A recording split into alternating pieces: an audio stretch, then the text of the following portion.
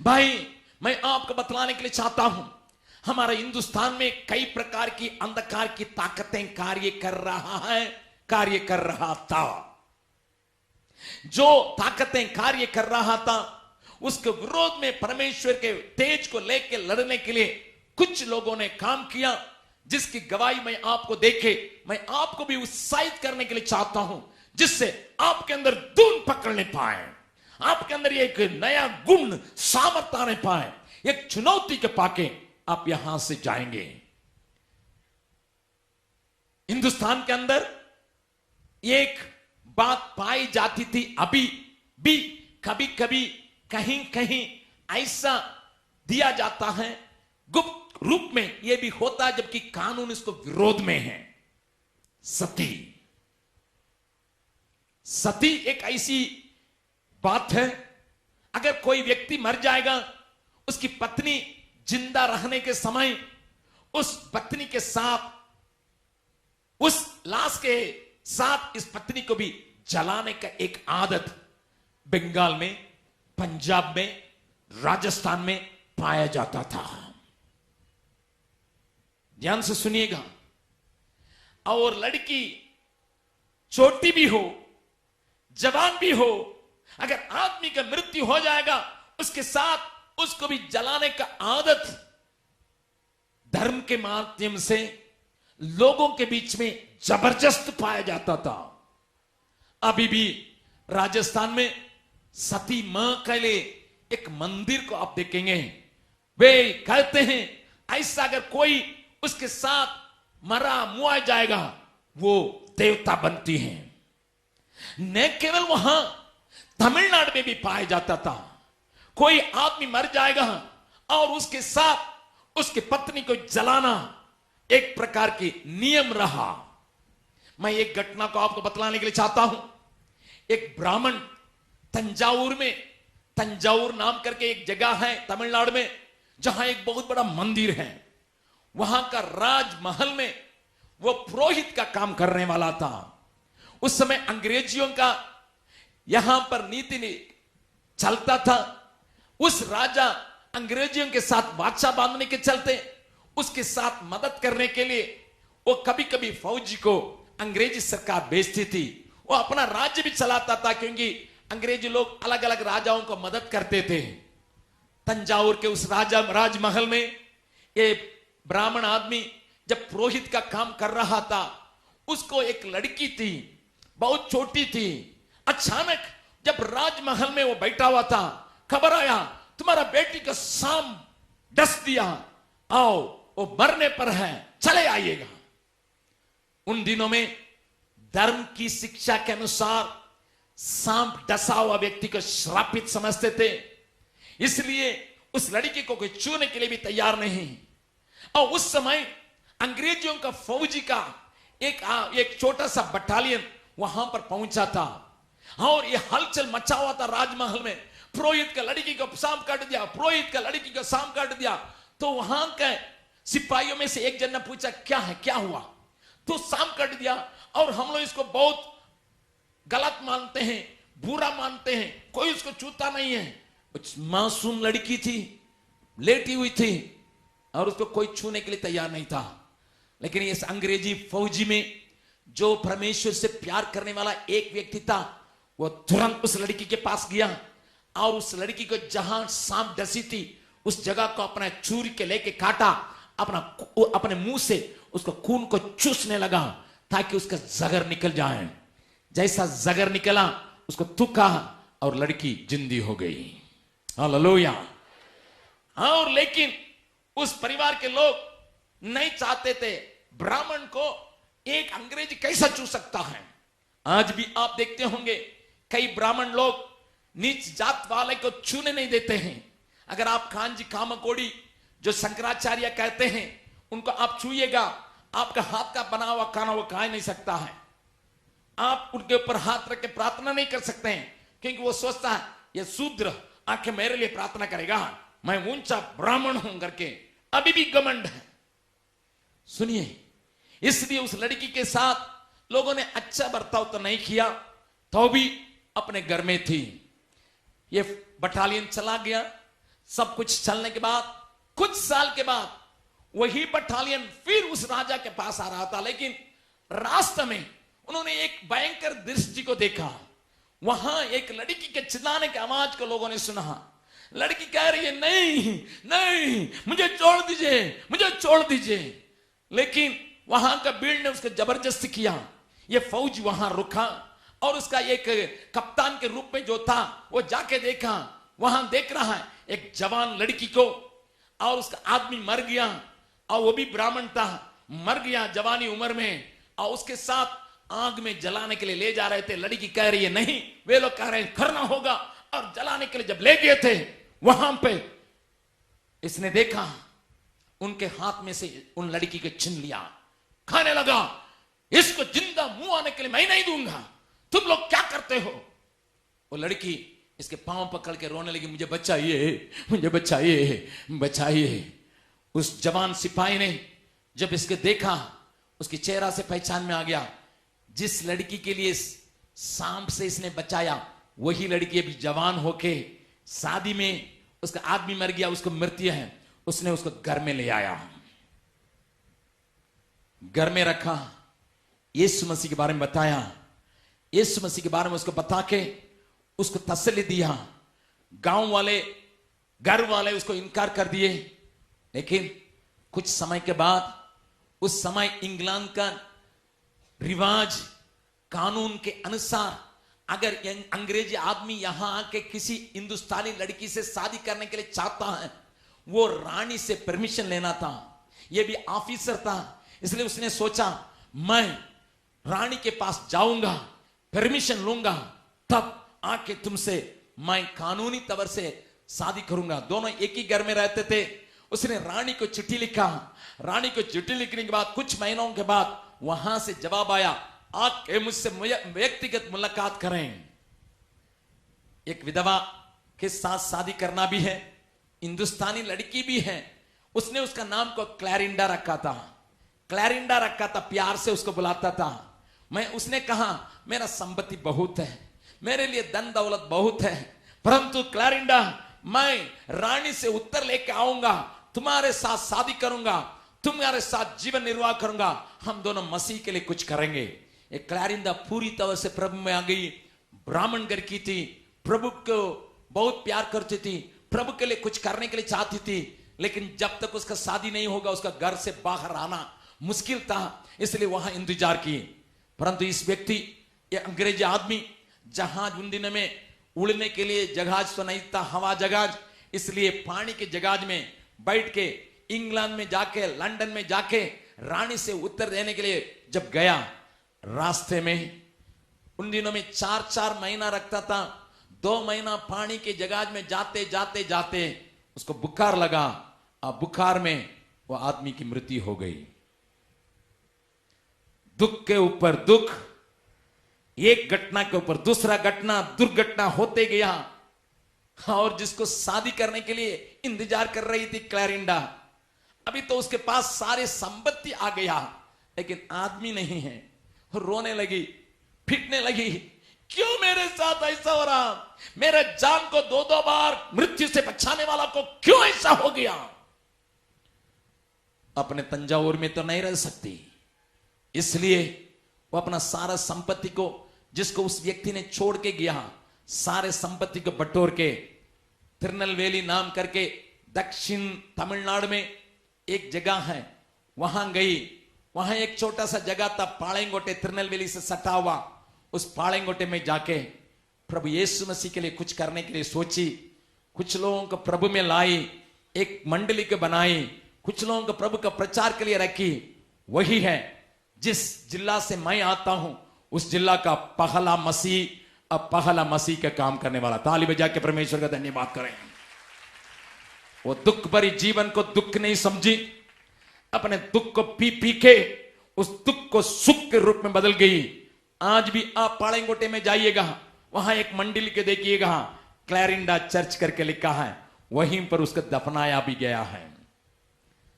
जिस जिला से मैं आता हूं, वहां प्रभु का काम करने के लिए पहला व्यक्ति है एक ब्राह्मण घर के एक लड़की, जिसको परमेश्वर ने अजीब तौर से अपना प्रेम को दिखाया। एक अंग्रेजी के द्वारा। आज कभी कभी लोग सोचते हैं हमारे हिंदू भाई लोगों को यह समझ में नहीं आता है, कभी कभी कुछ ऐसे उल्टा सीधा बोलने वाला का मालूम नहीं है मसीह का प्रचार, मसीह का प्रेम कैसा फैलाया गया है। आज उस जिला में से मैं आने के कारण मैं अपना कहानी बतलाने के लिए नहीं, प्रभु का प्यार को लोगों ने बढ़ाया, इसके चलते लोगों को सतावट मिला, इसके चलते लोगों को मार मिला, लेकिन परमेश्वर ने उनको खड़ा किया। इसलिए मेरे जिला के अंदर से कई हजारों सेवकों को परमेश्वर ने पृथ्वी पर भी भेजा।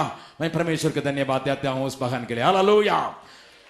हजारों सेवक लोग वहां से निकले, हजारों। आज भी आप दुनिया के कहीं भी जाइएगा, उस जिला का सेवक लोगों को आप देख सकते हैं। उसका शुरुआत एक ब्राह्मण लड़की से हुई जिसने अपना जीवन के लिए नहीं रहा, प्रभु के लिए जिया। मैं इसलिए कहता हूं उस प्रकार एक विधवा को उस आदमी के साथ जलाने का एक बात इस दुनिया में थी, खास करके बंगाल में। वहां पर एक जन आया था जिसका नाम विलियम कैरी। शायद आप उसकी कहानी को सुने होंगे या उसका फिल्म को देखे होंगे, लेकिन मैं आज आप जवान चुनौती के साथ इसको आपके सामने रखने के लिए चाहता हूं। विलियम कैरी इंग्लैंड का एक जूता बनाने वाला था, बहुत गरीब था। जूता बनाते बनाते पैसा इकट्ठा करके अपने सामने हिंदुस्तान का तस्वीर को लगा के हिंदुस्तान के लिए दुआ करता था, हे प्रभु, हिंदुस्तान में कई प्रकार की बुराइयां हैं, जीवित परमेश्वर को लोग नहीं जानते हैं, मुझे वहां भेज। वहां का बैप्टिस्ट चर्च के साथ उसने बातचीत किया। वे लोग तैयार हुए, लेकिन उसकी पत्नी जाने के लिए तैयार नहीं थी। वो कहने लगी, हिंदुस्तान में रहने के लिए कोई ठिकाना नहीं है, हिंदुस्तान में मलेरिया का बुखार है, हिंदुस्तान में कीड़ा सांप इधर उधर रहता है, हिंदुस्तान में रहने के लिए मौसम ठीक नहीं है, इंग्लैंड में रहने वाले हम हिंदुस्तान में कैसा रहेंगे। कई महीना तक वो इनकार करते रही। पत्नी की हालत को देखे विलियम कैरी ने सोचा, सुनो, एक बात निर्णय करो, तुम मेरी पत्नी रहना चाहती है कि नहीं। इस धमकी से वो लड़की ने कहा, 3 बच्चों को लेके हिंदुस्तान आने के लिए तैयार हुई, परंतु अपना बहन को भी वे ले आई मेरे लिए मदद करने के लिए। लेकिन हिंदुस्तान में जब आया, हिंदुस्तान का अंग्रेजी सरकार उसको ग्रहण नहीं किया। कभी कभी लोग गलत बोलते हैं, अंग्रेजी लोगों ने आके हिंदुस्तान में यीशु मसीह के प्यार को बढ़ाया नहीं। अगर आप इतिहास को पलट के देखेंगे, आपको मालूम होना चाहिए, अंग्रेजी सरकार यहां हुक्म चलाता था। अंग्रेजी सरकार ने क्रिश्चियनिटी को या प्रभु यीशु मसीह के बारे में प्रचार करने के लिए आया हुआ मिशनरियों को जगह नहीं दिया, क्योंकि उनका कानून व्यवस्था गलत था, उनका काम करने का ढंग गलत था, उनका जीवन गलत था। ये मिशनरी लोग आके आंखों को खोल देंगे तो मेरे बारे में क्या सोचेंगे करके अंग्रेजी सरकार डरती थी, इसलिए किसी मिशनरी की मदद करने के लिए तैयार नहीं। वहां पर जब कलकत्ता में आके विलियम कैरी उतरा, उसको रहने के लिए परमिशन नहीं दिया गया, इसलिए उसको वहां हट के जहां पर डच लोग, इसका मतलब हॉलैंड के लोग रहते थे, वहां पर थोड़ा सा रहने के लिए स्थान मिला। लेकिन लाया हुआ पैसा खत्म होने के बाद इंग्लैंड से पैसा भेजने वाला भी बंद कर दिया। रहने के कोई घर नहीं, रहने के लिए कोई घर नहीं, खाने के लिए कोई चीज नहीं। उसने सोचा मैं यहां क्या करूंगी। भाषा सीख रहा था, एक पंडित को लेके भाषा सीख रहा था।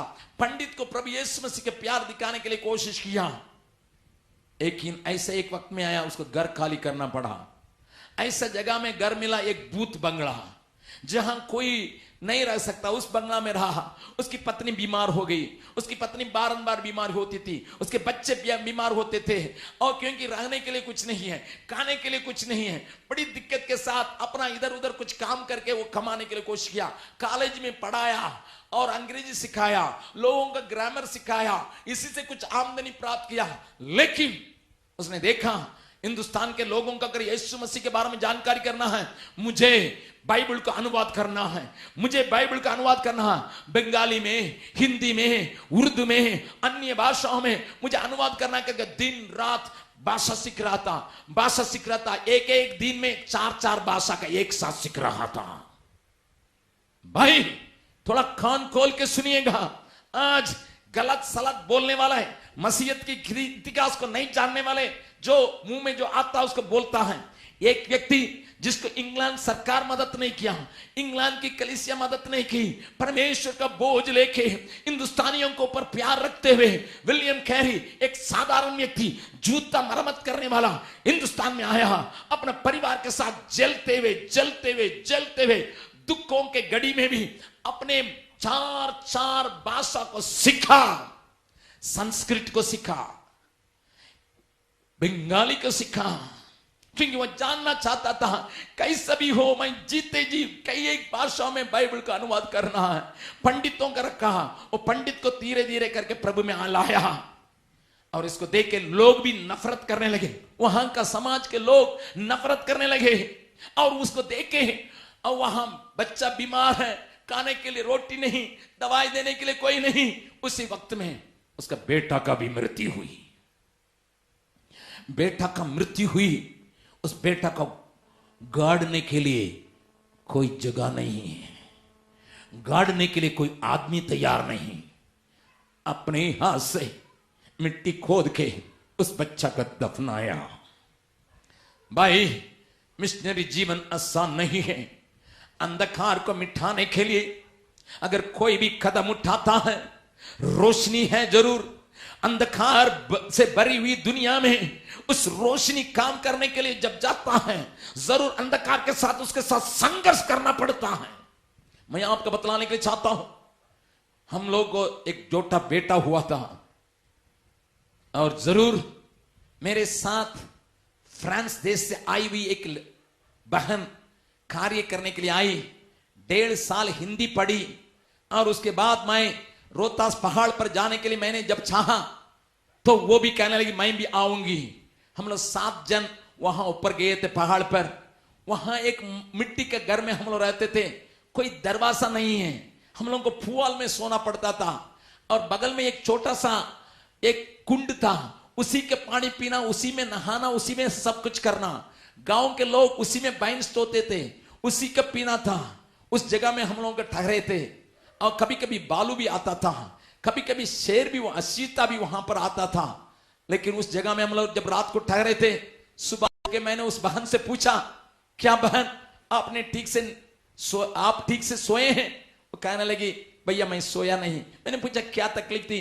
ऐसा तो पुआल में, लेकिन प्रभु से मैं बातचीत कर रही थी।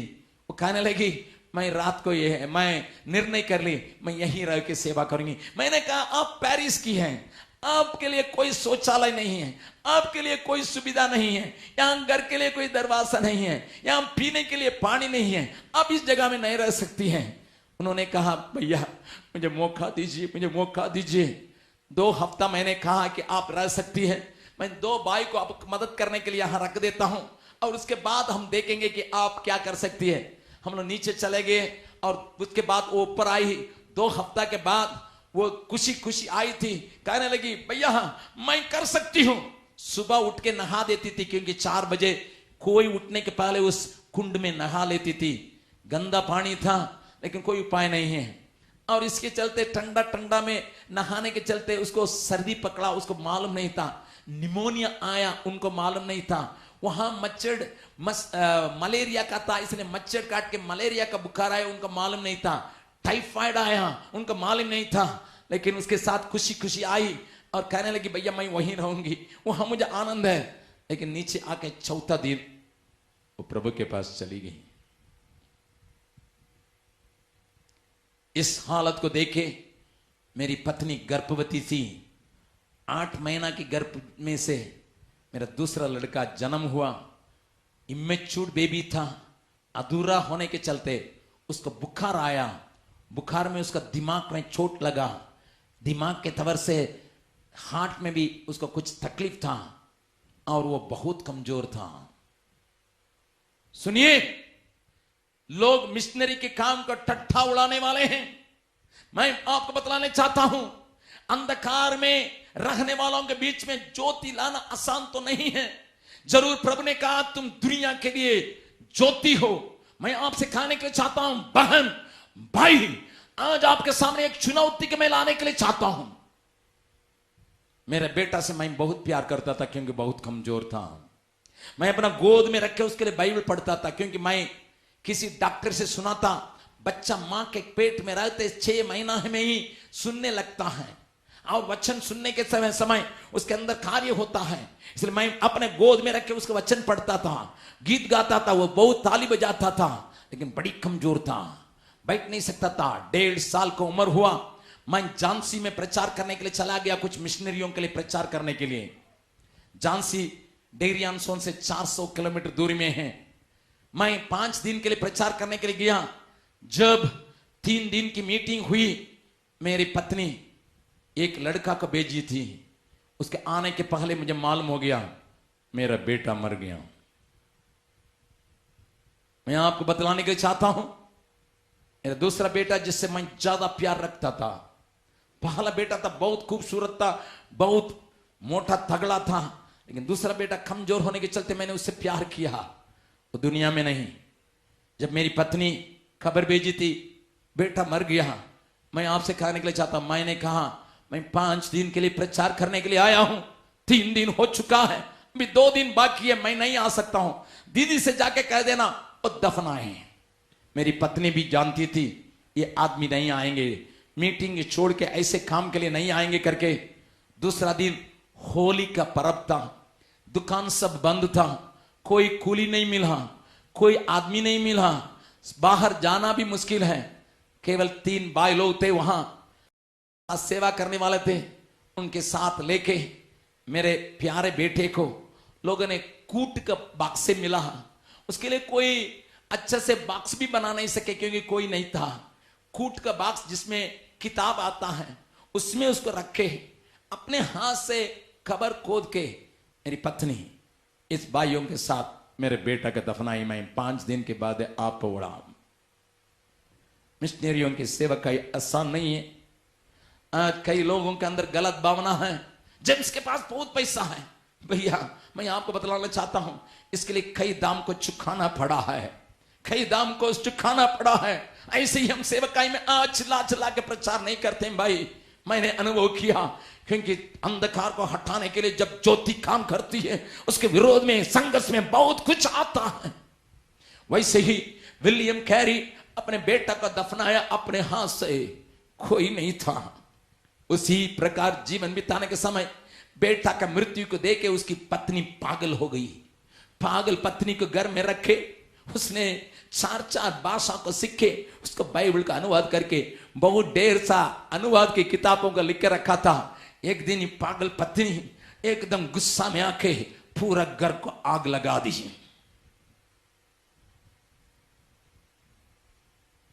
भाई उस विलियम कैरी ने एक दिन देखा, किसी गांव में एक महिला को उठा के, जब जिंदी थी उसका आदमी मरने के चलते सती में उसको जलाने के लिए, वो रोकने के लिए कोशिश किया। लोगों ने कहा कुत्ता यहां पर आया है, अंग्रेजी कुत्ता, मारने लगे। कुछ नहीं कर सका, रोया, हे प्रभु भारतवर्ष के ऊपर इतना बड़ा अंधकार है, कितने बहनों का जीवन इस प्रकार जा रहा है, इनको छुड़ाने के लिए मैं क्या करूं। उसने पढ़े भी लिखे लोगों से बातचीत किया। राजा राम मोहन राय नाम करके एक शिक्षित आदमी इनकी बातों को अपनाया। उन्होंने एक आंदोलन चलाया, पूरा विलियम कैरी उनका मदद किया, जिसके चलते एक कानून निकला, ऐसा काम करना हिंदुस्तान के कानून के अनुसार मना किया गया है। ताली बजा के परमेश्वर का धन्यवाद करें। ये एक ज्योति, एक छोटा सा मोमबत्ती की नई ज्योति कई महिलाओं को जान बचाने के लिए संघर्ष करके, अपना बेटा को मुंह आके, अपने पत्नी को पागलापन में छोड़ के, उसकी मृत्यु के बाद इस बात को विजय पाया। भाई बहन, आज भी हिंदुस्तान में कई एक चुनौतियां हैं जिसके लिए उत्तर तुम ही हो, तुम ही हो। एक और बहन की बातों को मैं आपके सामने रखने के लिए चाहता हूं, जिसका नाम भी आप सुने होंगे, एमी कार्मिकल। उस वक्त में तमिलनाडु में अगर किसी के घर में कोई लड़की होगा, उसको मंदिर में जाके 3 साल में 4 साल में छोड़ देते थे। वो लड़की मंदिर के खाना खाएगी, मंदिर में बढ़ेगी, जब कुंवारी होगी पुजारी उसके साथ गलत व्यवहार करेगा, 10 दिन पुजारी के साथ उसको सोना है, उसके बाद गांव के जितने लोग चाहेंगे, जमींदार लोग, बड़े लोग, उन सारे लोगों के लिए वो पत्नी बनेगी।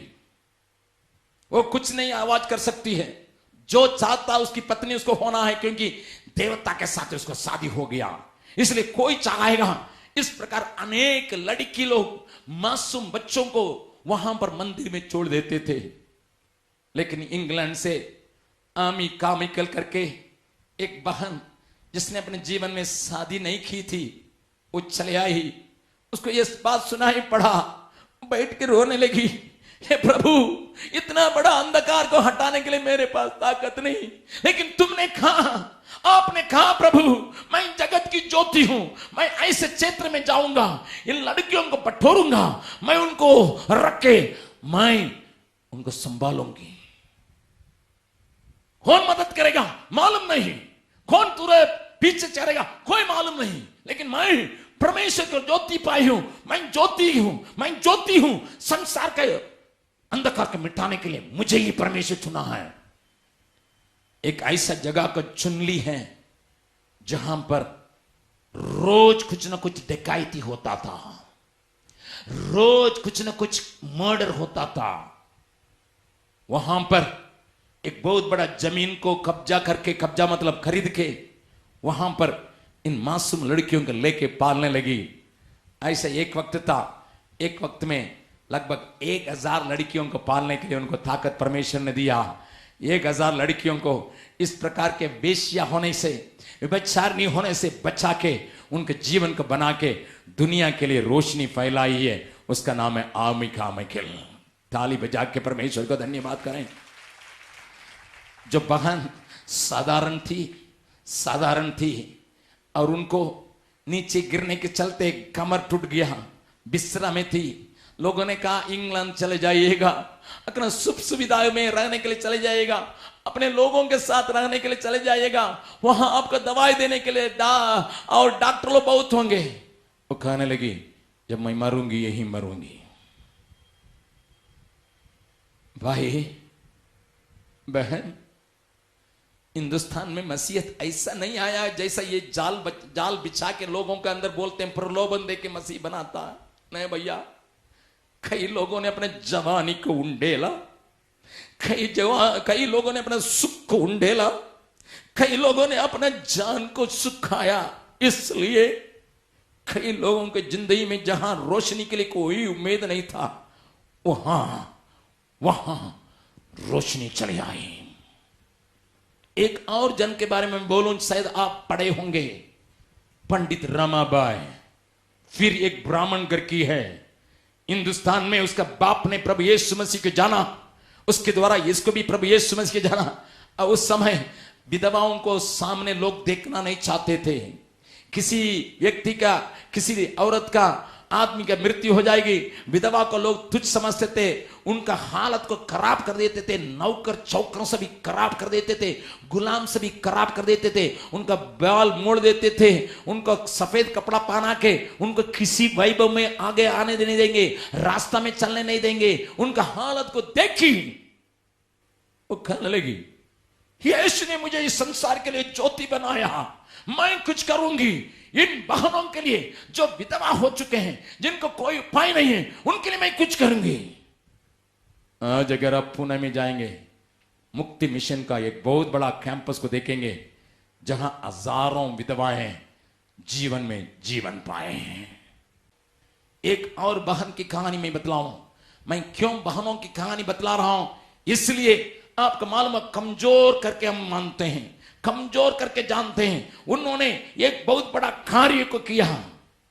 अगर आप फिर मेरे जिला में आएंगे, वहां सारा टक्कर कॉलेज, सारा टक्कर हायर सेकेंडरी स्कूल को देखेंगे। सारा टक्कर कॉलेज में 4-4 हजार लड़कियां पढ़ती हैं। वहां पढ़ी हुई लड़की आज दुनिया में, अमेरिका में जाइएगा कोने कोने में मिलेंगे, आप इंग्लैंड में जाइएगा कोने कोने में मिलेंगे। आप कहां पढ़िए पूछिएगा, सारा टक्कर कॉलेज में पढ़े हैं, नामी कॉलेज है। वहां का हाई स्कूल को देखेंगे, आपको ताकत नहीं रहेगा, उसको चकित रहेंगे। वहां हर एक साल अच्छे रिजल्ट निकलता अभी भी। लेकिन उसकी कहानी में आपको बतलाने पाऊं। फिर इंग्लैंड में एक लड़की कमर से कमजोर, चलने की ताकत नहीं रखी थी, एकदम व्हील चेयर में रहने वाली थी। उसको देखने के लिए लोग आते थे, उसके ऊपर तरस खाते थे। लेकिन कोई मिशनरी यहां से जाके वहां बतलाया, हिंदुस्तान में लड़कियों को पढ़ने के लिए नहीं दिया जा रहा है, क्योंकि हिंदुस्तान का कहावत था, कुछ साल के पहले कहावत था, गाय को हम भले पढ़ाएंगे लेकिन लड़कियों को नहीं पढ़ाएंगे। आज कई लड़की लोग कॉलेज में है, मैं परमेश्वर का धन्यवाद देता हूं। लेकिन हिंदुस्तान के लोग इतना नारा लगाते थे कुछ वक्त में, हम गाय को पढ़ा सकते हैं लेकिन लड़की को नहीं पढ़ा सकते हैं। आपको गाय से भी छोटा समझा जाता था। लेकिन उस बात उसके कान में जब आया, वो रोने लगी, प्रभु से चिमिंदी करने लगी, प्रभु आपने मुझे बनाया, मैं चल भी नहीं सकती हूं, मैं व्हील चेयर में बैठी हूं, मैं क्या कर सकती हूं। लेकिन परमेश्वर ने उसको एक छोटा सा उज्याला दिखाया, तुम जगत की ज्योति हो, तुम जगत की ज्योति हो, तुम जगत की ज्योति हो, तुम जगत की ज्योति हो। वो सोचने लगी, मैं एक काम करूंगी, मुझे देखने के लिए कोई आएंगे जन्मदिन में या कोई ऐसे अवसर में, क्रिसमस के समय में कोई इनाम लेके आएंगे, मैं कह दूंगा मेरे लिए इनाम नहीं चाहिए, मेरे लिए इनाम नहीं चाहिए, उस पैसा को इस बक्सा में डालिएगा। भाई सुनिएगा, अपना जन्मदिन नहीं मनाई, क्रिसमस नहीं मनाई, कोई अच्छे पर्व का नहीं मनाई, आने वाले लोगों से पैसा मांगी, उसको एक बक्सा में करके उसको बटोर के यहां के मिशनरियों को एक चिट्ठी के साथ विदा की। कहने लगी, मैंने इतना बटोरा, इससे लड़कियों के लिए एक स्कूल बनाइए, लड़कियों के लिए कुछ कीजिए। उसका थोड़ा थोड़ा दिया हुआ पैसा को जमा करके सारा टक्कर कॉलेज तक बनाया गया। आज 4-4 हजार लड़कियां वहां पढ़ती है विश्व भर में। वो परमेश्वर के नाम को लेके बड़े बड़े कामों में, बड़े बड़े कंपनियों में, बहुत बड़े बड़े टीचरों में, बहुत बड़े कॉलेज में प्रिंसिपल होके बैठी है। क्योंकि एक लड़की जो अपना घर के बाहर कभी नहीं गई, अपना देश को कभी छोड़ी नहीं है, हिंदुस्तान को कभी देखी नहीं है, हिंदुस्तान की लड़कियों से कभी मुलाकात नहीं है, हिंदुस्तान की बातों के बारे में उसको कोई जानकारी जो दूसरे बताए उतना ही है, बाकी देखी नहीं है। परंतु अपने सुख, अपनी सुविधाओं को खोके उसी के पैसा को लेके जमा करने के चलते हजारों लड़कियों का जीवन में जीवन आया। आज हिम्मत बांध के वे चल सकते हैं। मैं आपको बतलाने के लिए चाहता हूं, कन्याकुमारी जिला के बारे में आपको मालूम होगा शायद, हिंदुस्तान का छोर में, दक्षिण छोर में कन्याकुमारी जिला है। वहां के औरतों को ऊपर कपड़ा पहनना मना था। ऊपर कपड़ा नहीं पहन सकती है, ब्लाउज नहीं पहन सकती है, साड़ी से अपने को ढांकेगी। लेकिन वहां का राजा को जो थोड़ा ऊंचा जात का था, वो रास्ता में आएगा, उन औरतों को चाहे कितना उम्र के भी क्यों न हो, उन साड़ियों को नीचे करना पड़ता था ताकि उस राजा सबके छाती देख सके। बहन भाई, ताकत के बल पर अंधकार उस जिला का कब्जा करके रखा था। ज्यादा दिन की बात मैं नहीं कह रहा हूं, 150 साल के पहले की बात कह रहा हूं। 150 साल के पहले इस प्रकार की बात थी, ऊपर साड़ी नहीं पहनना है, ऊपर कपड़ा नहीं पहनना है, काली बदन रखना है। अगर राजा चले आएगा, अपना कपड़ा का लेके कमर में बांध लेना ताकि उसको छाती दिखाई पड़े। दबाए हुए, दसाए हुए हालत में पाई जाती थी। वहां का मिशनरी देख के रोया, इसके विरोध में आंदोलन चलाया। आंदोलन चलाने के चलते एक क्रांति पैदा हुई और ऐसा वक्त आया, आज वहां उस नियम तोड़ा गया, सारे बहन लोग आजाद हुए। हालेलुया, ताली बजा के परमेश्वर का धन्यवाद करें। किसने किया? किसने किया? किसने किया? कोई परमेश्वर की ज्योति पाया हुआ व्यक्ति, जो मसीह यीशु का ज्योति पाया हुआ व्यक्ति अपना जान को खतरे में रखे। चाहे मैं मर भी जाऊंगी, मैं मर भी जाऊंगा, कुछ भी हो, मेरे लोगों को छुड़ाना है, मृत्यु की हालत से छुड़ाना है। भाई बहन, जिस संसार में तुम रखे गए हो, जिस धरती पर तुम रखे गए हो, जिस गांव से तुम आए हो, जिस जगह से आए हो, यहां भी कई प्रकार की बुराइयां हैं, सामाजिक बंधन है, धर्म के नाम पर सतावट है, अंधकार के रूप में दारू, अंधकार के रूप में नाच गान, अंधकार के रूप में गोलियां, अंधकार के रूप में नशीली वस्तुएं, अंधकार के रूप में समाज के बंधन के रूप में कई लोग अगर चाहेंगे भी मसीह को नहीं ग्रहण कर सकते हैं। समाज का बंधन ऐसा है। प्रभु के प्यार को अपनाने के लिए चाहते हैं। मैं एक लड़की को जानता हूं, यीशु को चुप्पे से ग्रहण करने के चलते उसको कमरा में बंद करके लोगों ने इतना मारा, इतना मारा, इतना मारा, बेहोश होने समय तक। एक ही कारण, मसीह को ग्रहण कर दी है। इसके बावजूद भी वो मसीह को छोड़ने के लिए तैयार नहीं। भाई, कुछ लोग ऐसा है, उनको पा के बतलाने वाला कोई नहीं है, उनको बतलाने के लिए कोई नहीं है। किसी को बतलाने से मार मिलता है,